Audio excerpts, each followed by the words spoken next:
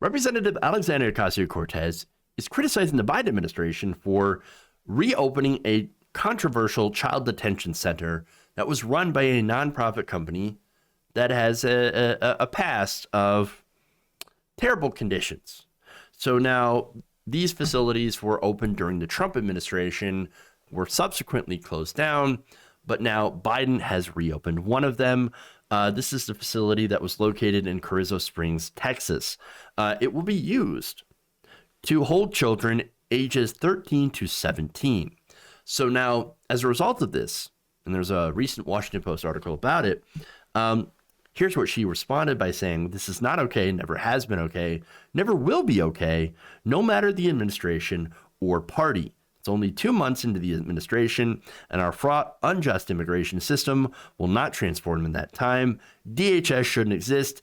Agencies should be reorganized. ICE gotta go. Ban for-profit detention, create climate refugee status, and more," she added. So now I mentioned that there were bad conditions. Again, this happened under the Trump administration. But then again, we've only been, out of the Trump administration for a very short time. Not enough to implement necessary changes. So now, again, this company itself, it is a nonprofit organization, is BSCF, I believe, and they have a record of abuse, feeding children undercooked and raw food, stealing from families when the families send money. They also ran the notorious Tornillo tent city that housed thousands of children in 100-plus degree weather with little or no respite from the heat or healthcare. Even their model facility, the Carrizo one, that was showed off to journalists. Oh, look at how wonderful this facility is. Oh, look, they've got tennis courts and their soccer places you can, well, not tennis courts, but you can play soccer here and just look at this nice facility. We're going to be holding these children up. We're going to be putting them up in such a grand facility. Well, okay, well, if it's so grand, then why do you need fences and guards with guns to keep them in? I'm just saying, it's a good question, right? Now, their model facility, as I said, actually used to house people working in oil fields, and it had issues with both mold and lack of air conditioning. And so now, look, a lot of people are asking, why don't they release the kids to their families?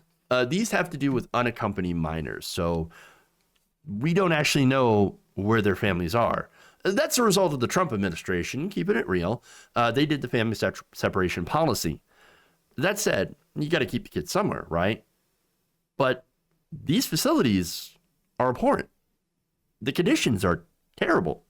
Again, these so-called shelters have a prison-like atmosphere with no outside communication, no internet, no cell phones, anything like that. So basically, unless they changed everything about these facilities from when Trump was running them, the Trump administration, then this is bad. That they shouldn't be keeping people there. That they should be finding other places to put them. And again, I understand that there is a crisis going on. There's more crises going on. But this is not a good situation. All right? So now the White House defended the facility on Tuesday, saying it was only temporary and only needed because of the pandemic. Quote, "It's a temporary reopening during COVID-19. Our intention is very much to close it, but we want to make sure we can follow COVID protocols," Jen Psaki said. Okay, but again, here's the thing. We know they need to go someplace safe. We all agree their safety and security while they're waiting to be reunited with their families is of paramount importance, right? But why are they reopening a place that and allowing this nonprofit to continue to run this place in a place that's had so many problems?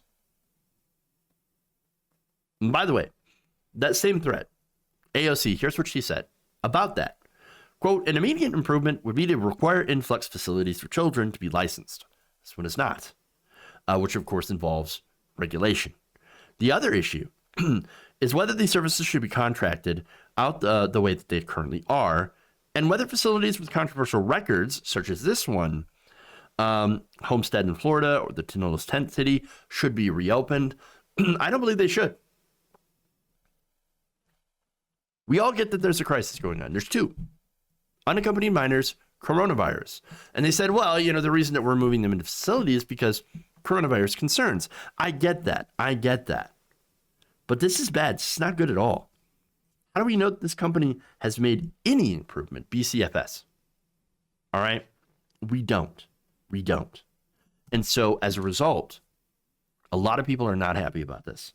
Linda Brandemiller, San Antonio-based immigration lawyer who represents these unaccompanied minors, said this, quote, "It's unnecessary, it's costly, since again, it actually costs a lot of money to keep these children in these facilities, and it goes absolutely against everything President Biden promised he was going to do. It is a step backward, is what it is. It's a huge step backwards." And again, to add on to that, you're not really undoing Trump's legacy by, reopening a camp that was closed because it was so bad under Trump that you couldn't hold children there. Not good. Very bad.